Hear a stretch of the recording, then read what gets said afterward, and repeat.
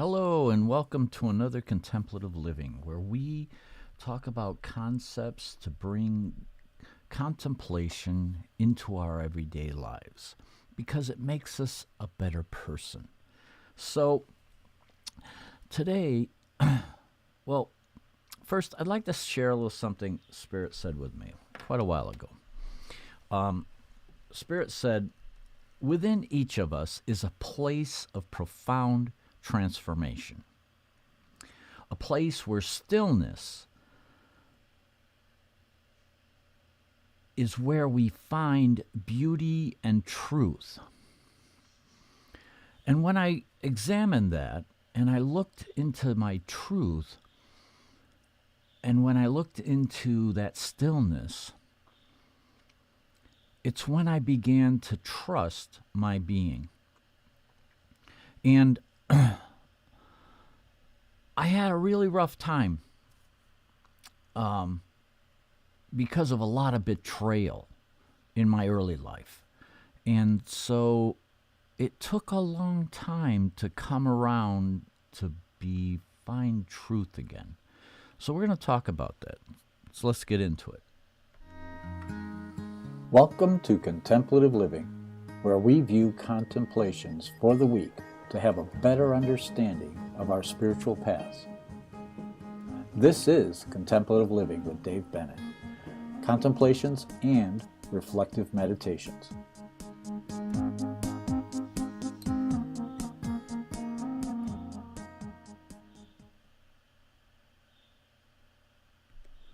All right, so we're talking about truth. Something or not truth, but trust. I'm sorry. We're talking about trust. It's hard fought for, trust. Hard to win, hard to keep, hard to grasp sometimes. And so being considered trustworthy and reliable is surely one of the most valued assets one can have. Like I said, in my earlier life, I saw a lot of betrayal. And so I did not trust. Trust was not something that came easy to me. And even if even my best friends, I got to the point where I didn't trust anyone except for myself. And so I became self-reliant. But you can't be an island. You just can't. You have to be interconnected with other people. You have to have those, relationships. You have to have at work, and everywhere. So it's kind of interesting. I've had some great teachers along the way who taught me to trust and to come back to trust. And so seek great teachers who are willing to trust without question. One of the examples I like to look back on as far as, someone who taught me trust was I had, again, I was, in some periods of life where I just didn't have a lot of trust. But I went into the service, and then I had a lieutenant commander who was just on me all the time. But he would give me tasks and he would trust me to get it done. And I didn't realize at the time how much, because I had such a relationship with him that, it was a love-hate type of relationship, where I didn't realize how much trust he was bestowing upon me. But once I achieved the goals that he gave me, then I started to understand a little bit deeper. And trust is hard to build up and very easy to destroy. And this is where we feel betrayed a lot of times in life, is because someone, betrayed our trust. And it comes in many ways, many shapes, many forms. It happens a lot in our lives because we are we have these barriers a lot of times that we build up in life, and we bring them to work. We bring them in our relationships. We bring them in our friendships and our everyday social interactions. And so, for someone to get past them, to be able to build up enough trust to get past those barriers, those walls that we constantly seem to put up, we have to, we have to work on the relationship. We have to work on what it is, to develop this trust. And then if somebody walks away, many times, trust is broken, not really intentionally, but we perceive it that way. Because many times people, they don't have the same interest that we have. And so sometimes they may walk away and not complete something that we wanted or may not serve something that we were hoping for. And so we feel betrayed. We have those little betrayals, but also we have big betrayals where someone actually does things that harm our psyche, that harm our being. And so we have to, it's like you can have 1,000 attaboys and one aw shit knocks it all out. Hey, Renee, glad to see you're here. Good morning. It is a beautiful morning. So those who work with all their might will win the trust of those around them. So as we work hard to develop trust, then, it takes courage. It takes courage to keep forging forward. But it's an ideal. It's an ideal that you want to strive for. It's one of those, it's a guiding star that I want truth and I want to be trustworthy is an amazing ideal to live by, okay? So that people understand that you have a high level of integrity that you bring into all the circumstances and everything that you do. So we work with all our might to be who we are and win the trust of those around us. So it kind of comes back to being authentic and true to who we are. Conscientiously advancing, step by step, and patiently working towards self-improvement inspires trust. So as we work on ourselves, as we begin to develop that higher level of authenticity and bringing our true being into everything that we do, people recognize it.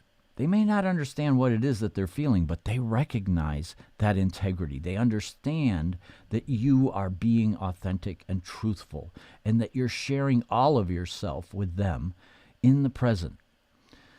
It's a beautiful thing when you can really establish that higher level of integrity and truth in your relationships, in your work environment. And when you do that, it becomes a more comfortable type of relationship. So,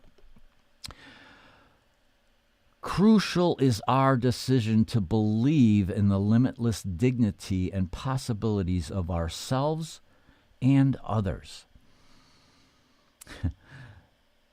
This one is tough because, in the world around us, we see a lot of people that, we just don't feel good about, all right? But at our core being, we all are a dignified being. And sometimes the truth that I believe is not necessarily the truth that someone else believes, and they are on a different path. But we have to allow them to have the dignity to follow their pursuits. It's hard to grasp, but when we follow our guidance and believe in the limitless potential that resides within ourselves, which is hard. A lot of times we don't give ourselves enough credit. But when we believe in ourselves then we begin to shine. We begin to see that dignity. It becomes a part of who we are, and it comes forth in our interactions. And it's something that we need to try to grasp and try to bring forward even more. Because, again, we're talking about higher ideals here of living within our truth and trusting ourselves and others.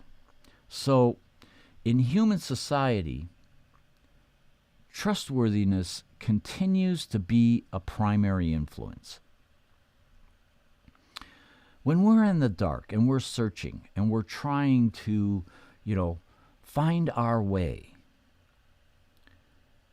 if we can find trust in others and be trustworthy to help guide others out of the darkness, and follow people that we trust out of the darkness, then we begin to see how important and what a primary influence trust really is. It's awful easy nowadays to get caught up. It's really easy to get caught up in all the hoopla that's going on all around us. I'm not saying that that's not important. It's always important to keep your finger on the pulse of what's happening in society and within your world.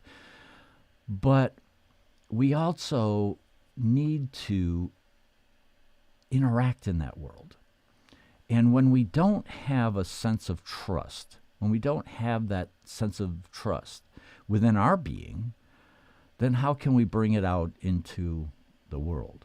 So it's one of those types of of situations where one relies on the other. And when you come down to it, relying one on another is trust, right? So we need to work on this. This is something we really need to work on. One, to be trustworthy, to know that you're living your truth, and to bring that out into everything that you're doing, and build that up. And then look for the truth in your everyday interactions. Because when you look for the truth, that's where you can put your trust. And we all know the truth that resonates within our hearts, because that's what's really important. And so I hope that you have a blessed week and that you find the truth within yourself and the trust, and that you begin to trust yourself enough to be able to bring that trust into your interactions. All right? Have a blessed week, and namaste.